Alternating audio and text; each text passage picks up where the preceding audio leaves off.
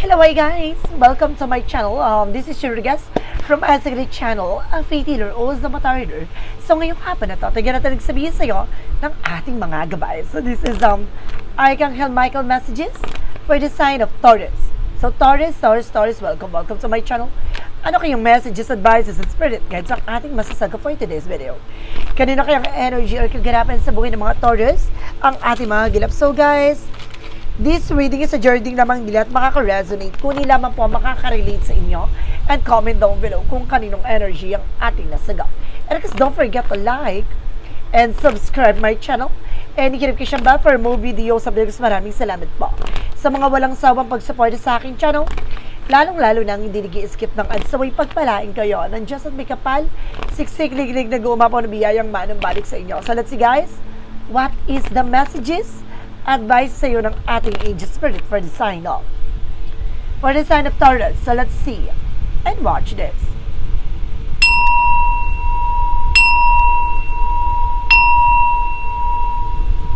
Angel spirit, God please give me information. Ano kayong gusto sabihin sa iyo ng ating mga baraha? Tutuklasin at aalamin natin at bubulubugin natin. Angel spirit, Archangel Michael messages. And this is something a favorable outcome. Papabor na sa iyo ang kalalabasan nito. Maaaring maganda na ang ikot ng kapalaran mo. And there's a lean on God and angel support.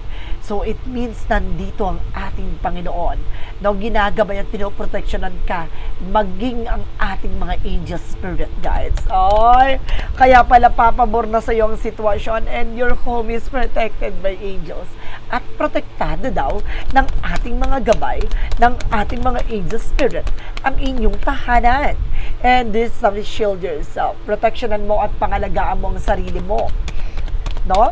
Maaaring, kumbaga, may magsilbing komplikasyon dito dahil sa mga action and decision mo. Ay, ano yan? Alamin na natin yan. And this is something, you and your loved ones are safe. Wow! Pati ang mahal mo sa buhay maaaring pinoproteksyon at pinapangalagaan daw. Pasabog to ha. Let's see. One more card please. Gusto pa ng additional messages, no? Gusto niyo yan?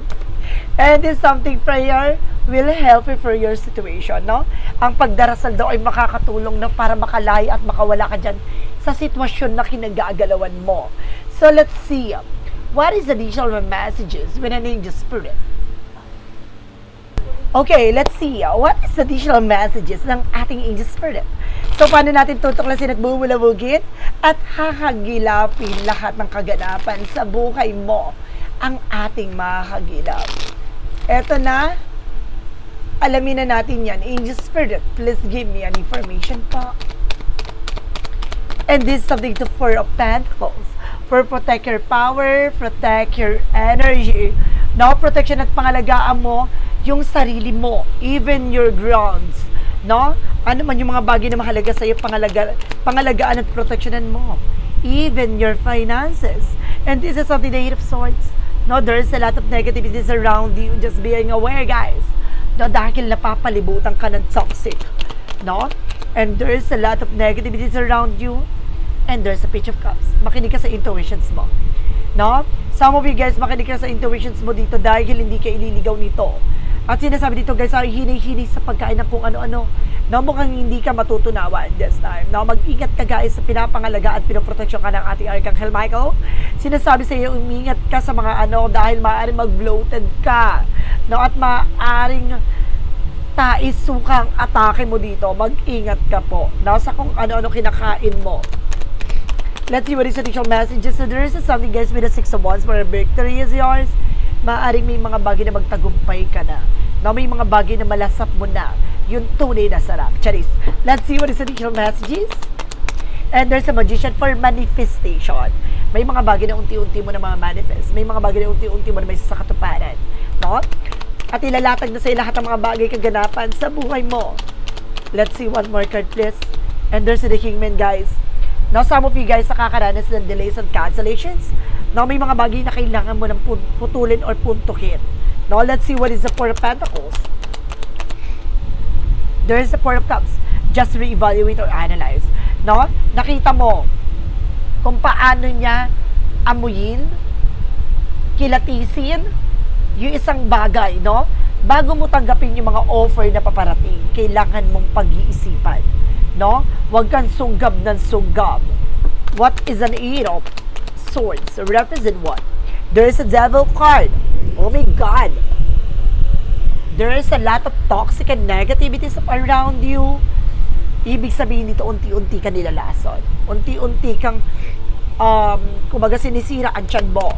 Mag-ingat ka sa mga kinakain mo, yung mga bigay-bigay na pagkain, ha? So, there's something that's sign of perfect happiness. No? Magiging masaya at magiging maligaya ka this time. No? There's something, Six of Cups with a victory resource. Ibig sabihin, mananalo ka. No? From this agenda with something, a friend of yours, an ex-friend, an ex-jowa. No? Maaaring mananalo ka raw dito. What is the Magician? Represent what? There's a temperance, a perfect timing. Matutong kumalma. Huwag kang maging agresibo sa bawat desisyon na gagawin mong action. No, lahat ng mga bagay na gagawin mo ay maaaring mag-reflect sa'yo. And there's something that to observe, there's a decision that you need to make. Na maaaring naguguluhan ka, kaya you're feeling stuck. You're feeling of imprisonment. Hindi ka makakilos, hindi ka makagalaw. Na dahil hirapan ka mag-decide. What is the Four of Pentacles? Because the Four of Cups.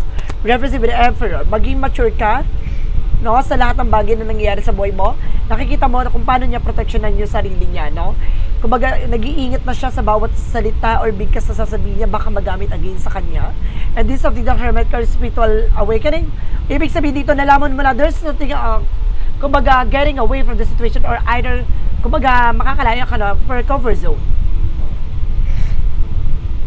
No, malalaman mo na, malulutas mo na kung sino talaga tong negative na nagbibigay ng eksena sa'yo.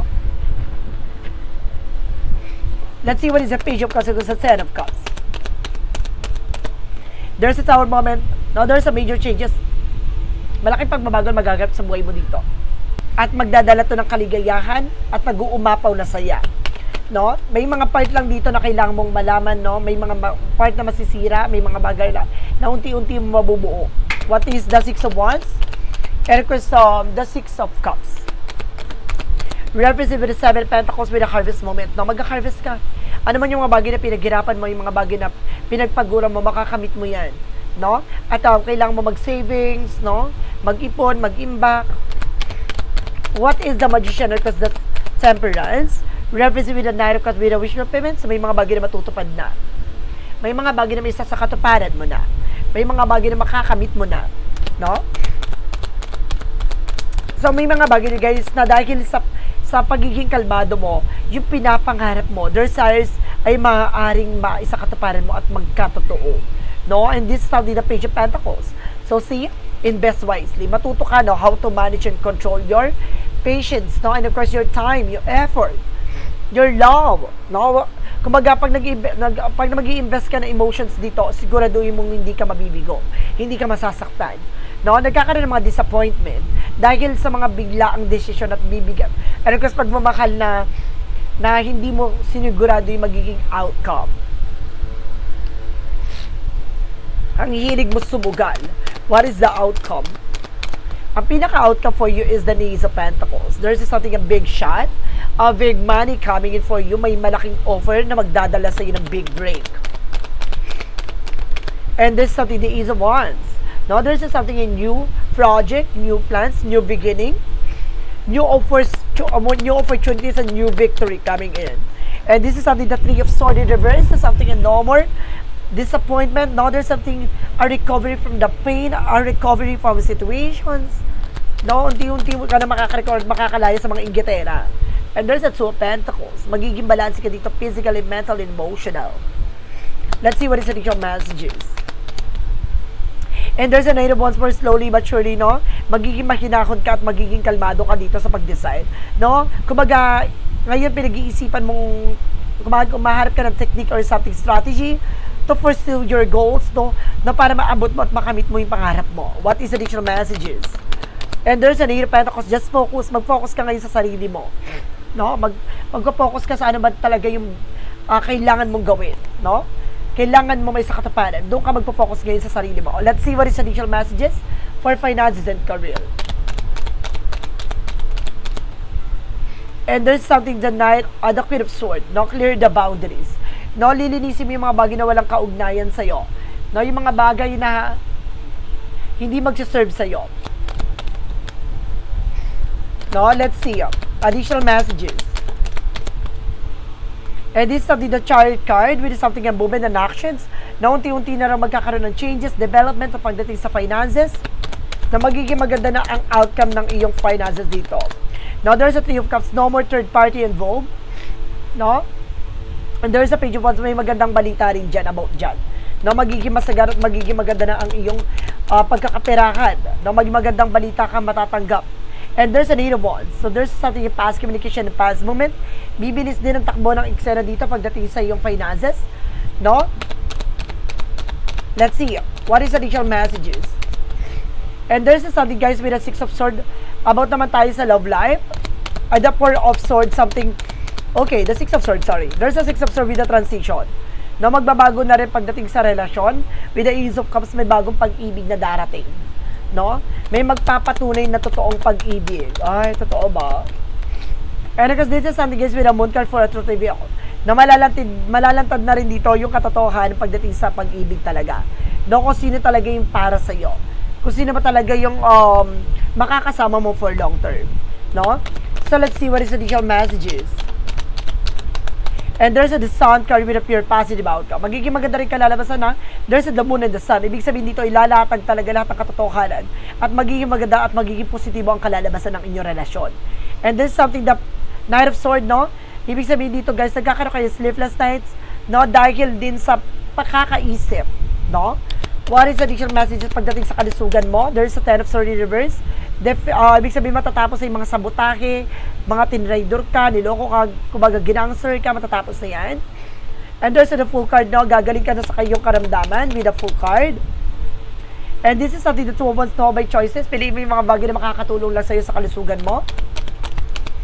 And there's a Strike card with a confident. Lakas mo ang loob mo, lakas mo ang pakiramdam mo, tapangan mo.